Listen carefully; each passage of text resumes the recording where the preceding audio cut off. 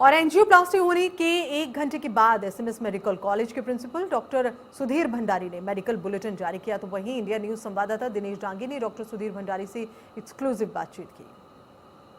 मुख्यमंत्री अशोक गहलोत की जो सफल एंजियोप्लास्टी है वो हो चुकी है। मेरे साथ है डॉक्टर सुधीर भंडारी। हम उनसे स्वास्थ्य के बारे में हालचाल जानेंगे कि किस तरह उनकी जो एंजियोप्लास्टी है वो की गई है। सर, किस तरह उनकी एंजियोप्लास्टी कामयाब रही है?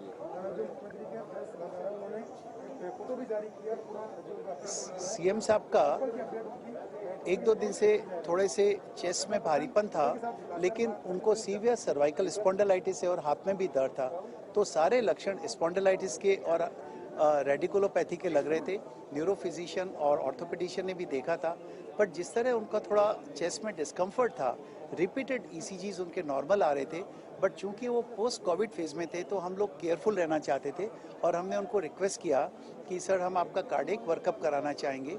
वो एक बहुत ही डेडिकेटेड और डिसिप्लिन पेशेंट हैं।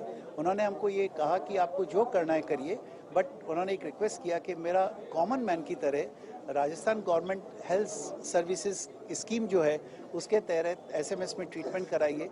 हमारी रिक्वेस्ट वो तुरंत एसएमएस आए, वहाँ पे उनका सीटी एंजियो हुआ, उसमें 3 में से 1 आर्टरी में 90% ब्लॉकेट पाया गया, जिससे उनके जो चेस्ट में भारीपन और लक्षण थे एक्सप्लेन हो रहे थे। हमने तुरंत उनकी एंजियोग्राफी, एंजियोप्लास्टी और स्टेंटिंग का प्लान किया और अगले ही 1 घंटे में वो बिल्कुल नॉर्मल हो गए।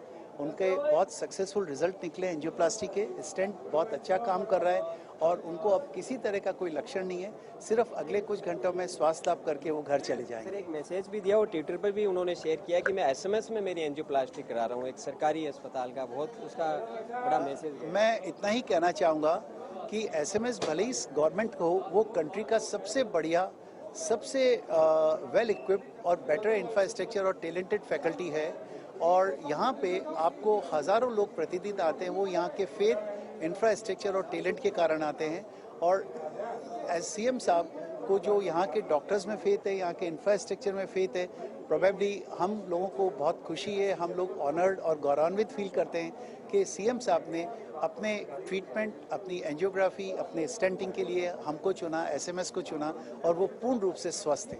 आखिरी सवाल डॉक्टर साहब, काफ़ी लोग उनके लिए शुभकामनाएं कर रहे हैं, कब तक डिस्चार्ज हो जाएंगे, छुट्टी मिल जाएगी? नॉर्मली जब भी स्टेंट लगता है तो उसका प्रोटोकॉल होता है कि 12 से 24 घंटे में पेशेंट को घर भेज देते हैं। तो आप जो भी उनको शुभकामनाएं देना चाहें, हॉस्पिटल में प्रिंसिपल्स चैम्बर में एक रजिस्टर रखा गया है, उनके लिए कंट्रोल रूम बनाया गया है।